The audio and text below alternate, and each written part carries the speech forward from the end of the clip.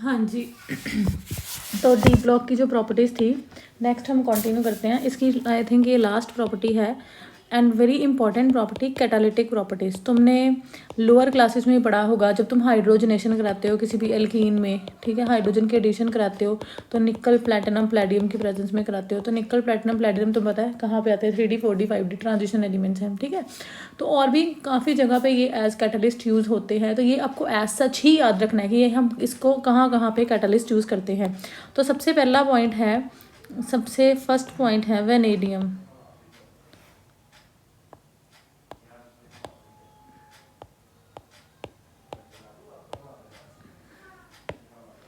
हाँ जी, सबसे पहला है वेनेडियम। वेनेडियम यूज़ होता है एज V2O5, एज V2O5 इन मैन्युफैक्चर। ये तो एज सच आपको याद ही करना पड़ेगा बच्चे।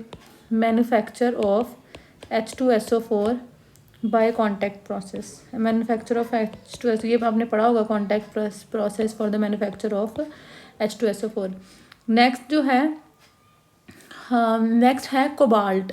कोबाल्ट यूज़ होता है as cobalt thorium, as cobalt thorium in Fischer Tropsch process, in Fischer Tropsch process in the synthesis of gasoline, petrol, in the synthesis of gasoline। Second ये है, फर्स्ट वेनेडियम, सेकंड कोबाल्ट, ठीक है जी। Next third है, third होता है निकल। निकल आपको बता ही दिया मैंने। निकल यूज़ होता है एज हाइड्रोजनेशन रिएक्शंस में, for example hydrogenation of oils into fats, ये यूज़ होता है हाइड्रोजनेशन रिएक्शंस में, in hydrogenation reactions, for example hydrogenation of oils into fats, oils into fats. Next है प्लैटिनम। प्लैटिनम यूज़ होता है, platinum as spongy platinum, as spongy platinum in the manufacture of H2SO4 by contact process, ठीक है। in the manufacture of H2SO4, manufacture of H2SO4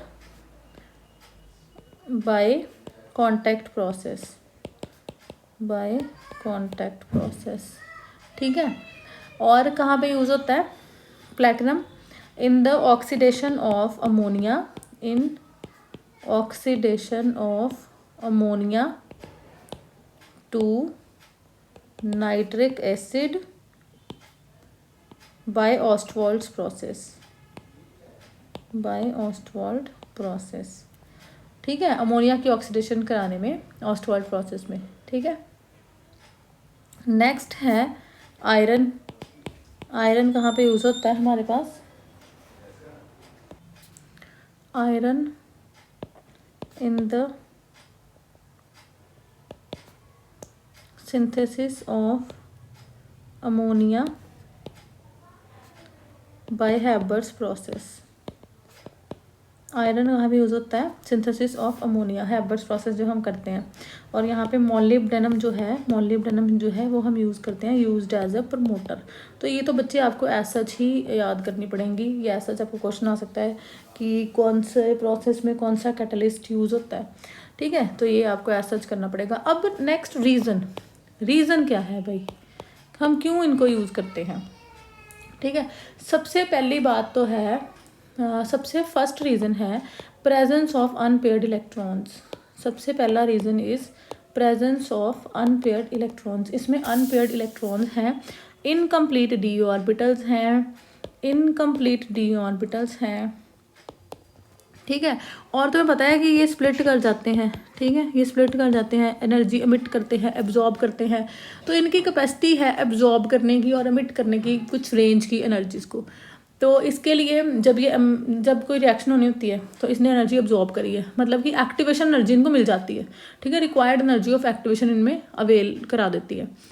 अब next है, हाँ, इसमें पता क्या एक और है, एक और रीज़न है इसका कि जब हम इनको यूज़ करते हैं ना, ट्रांजिशन मेटल्स को हम यूज़ करते हैं, तो ये क्या होता है, ये मतलब जैसे फॉर एग्जांपल ये तुम्हारे पास कोई भी रिएक्टेंट है, उसके बाद तुमने कैटलिस्ट डाला तो तुम्हें पता है कि कोई ये कॉम्प्लेक्स बन जाता है। अब यहाँ पे कैटलिस्ट की ऑक्सीडेशन स्टेट कोई और है, यहाँ पे कैटलिस्ट की ऑक्सीडेशन स्टेट कुछ और है, ठीक है, यहाँ पे ऑक्सीडेशन स्टेट डिफरेंट है, यहाँ पे ऑक्सीडेशन स्टेट डिफरेंट है। फिर ये नंबर ऑफ ऑक्सीडेशन स्टेट से गुजरता है, मतलब जैसे तुम अगर पढ़ते हो ना, ये रोडियम का है, विल्किंसंस कैटलिस्ट है एक रोडियम का, PPH3 thrice Cl, this is Wilkinson's catalyst, yes, Wilkinson's catalyst यही होता है I think, if I am not wrong. तो जो है इसका ये है, यस यही है आई थिंक, हाँ विल्किंसंस कैटलिस्ट है। तो ये ना नंबर ऑफ ऑक्सीडेशन स्टेट्स में से गुजरता है जब हम इसको यूज़ करते हैं।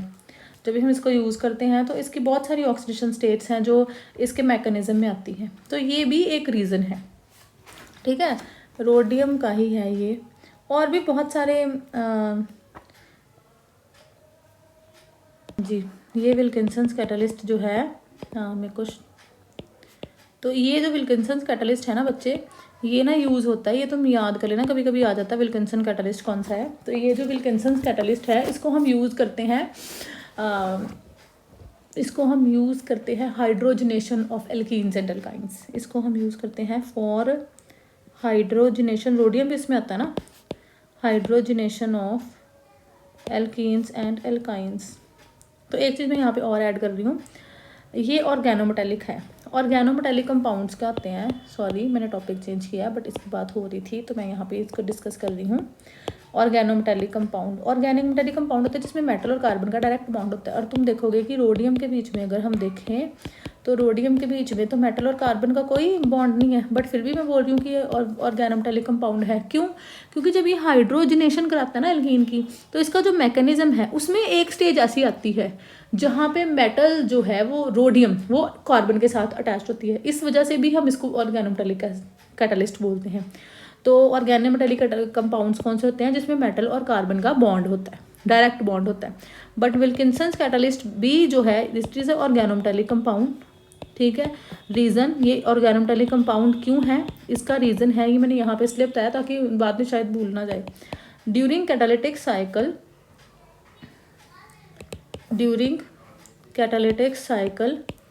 a stage come where the metal rhodium attached with the carbon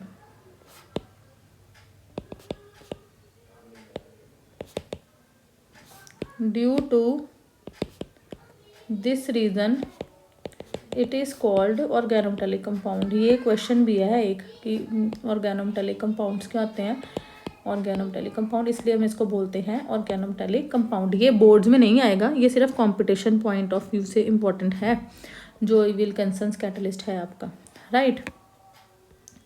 उसके बाद है जी नेक्स्ट, हाँ हम कह रहे थे कि इनके क्यों ये एक्ट करते हैं, क्योंकि मैंने बोला था कि जो ट्रांजिशन एलिमेंट है मतलब कैटलिस्ट है वो एक अब जब वो रिएक्शन कर रहा होता है, जब वो रिएक्ट कर रहा होता है तो वो एक से ज़्यादा ऑक्सीडेशन स्टेट में डिफर करता है, इंटरमीडिएट फॉर्म्स में, ठीक है। तो वो जब ऑक्सीजन स्टेट चेंज कर लेता है तो वो एक डिफरेंट पाथ मिल जाता है रिएक्शन होने के लिए, ठीक है। तो वापस से तुम्हें पता ही है, ये तुमने लोअर क्लासेस में ही पढ़ा होगा कि जब ये बन जाता है उसके बाद ये XC, तो यहाँ पे कुछ अदर रिएक्टेंट है तो XY की रिएक्शन प्लस कैटलिस्ट दोबारा से रीजनरेट हो जाता है, ये तो कैटलिस्ट की प्रॉपर्टी है।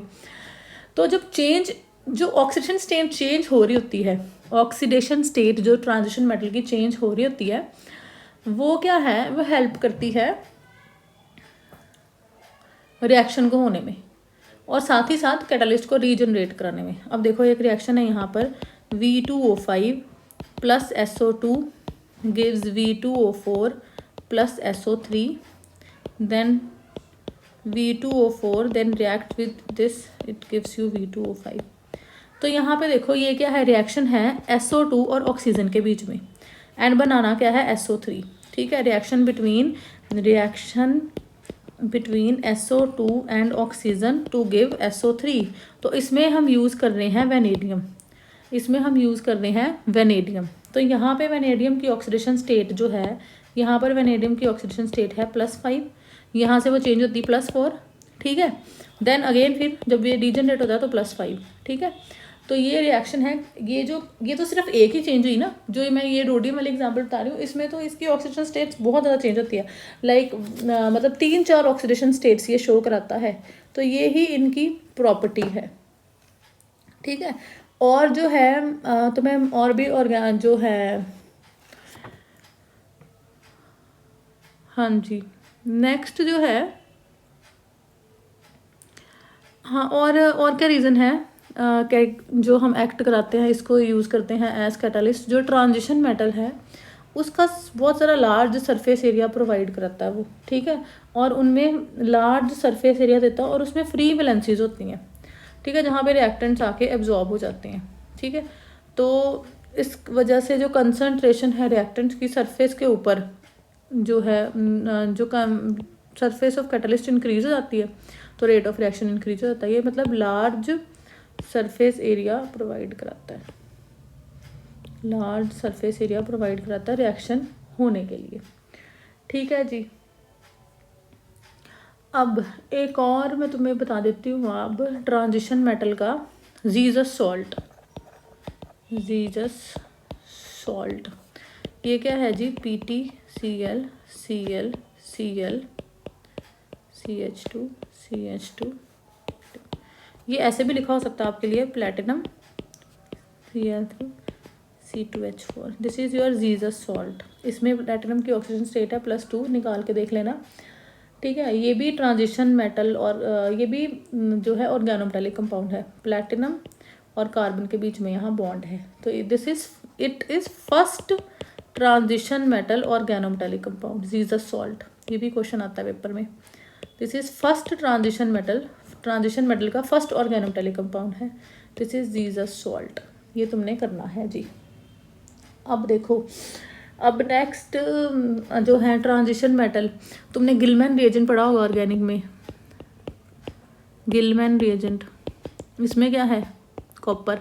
कॉपर किस में आता है, ट्रांजिशन मेटल में। तो यहाँ पे ये एज रिएजेंट भी एक्ट करते हैं, एज कैटलिस्ट एक्ट करते हैं। पता ही तुम्हें गिलमैन रिएजेंट क्या करता है, butyl lithium, N butyl lithium, ठीक है, ओ सॉरी ब्यूटाइल लिथियम में तो नहीं है, गलत बोल दिया, ठीक है जी। तो मीन्स और जो ये तुम्हारे पास ट्रांजिशन मेटल कंपाउंड्स हैं, ये तुम्हारे एज कैटलिस्ट भी एक्ट करते हैं और एज तुम्हारे पास रिएजेंट भी एक्ट करते हैं। और एक तुमने सुना होगा लिंडलार्स कैटलिस्ट, +1 में पढ़ा होगा ऑर्गेनिक में, लिंडलार्स कैटलिस्ट। ये कौन सा कैटलिस्ट है, palladium in presence of barium sulphate और सल्फर क्यूनोलिन की प्रेजेंस में हम यूज़ करते हैं। लिंडलार्स कैटलिस्ट क्या करता है, लिंडलार कैटलिस्ट जो है वो ये लिंडलार्स कैटलिस्ट एल्काइन को सिस एल्कीन में कन्वर्ट करता है। पता है, तुम पढ़ के आए होगे ये तो यहाँ पे ये जो पैलेडियम बेरियम, पैलेडियम किस में आता है, ट्रांजिशन मेटल है, तो मतलब यहाँ पे भी ये रिएजेंट यूज़ हो रहा है, तो यहाँ पे ठीक है। आई थिंक मैंने बता दी है तुम्हें कैटालिटिक प्रॉपर्टीज़ जो हैं कौन कौन सी हैं, कहाँ कहाँ है, ये तुम्हें ऐसा याद करनी है और तुम्हें थोड़ा सा दिमाग भी लगाना है कि ट्रांजिशन मेटल है कि नहीं है। तो बाकी इसकी प्रॉपर्टीज़ हो चुकी हैं, कलर डाइन बनाते हैं, मैग्नेटिक, रिएक्टर, ऑक्सीडेशन स्टेट, ये सब आप देख लेना। और अगर कोई प्रॉब्लम हो क्वेश्चंस में आ रही हो तो मेरे से पूछ लेना।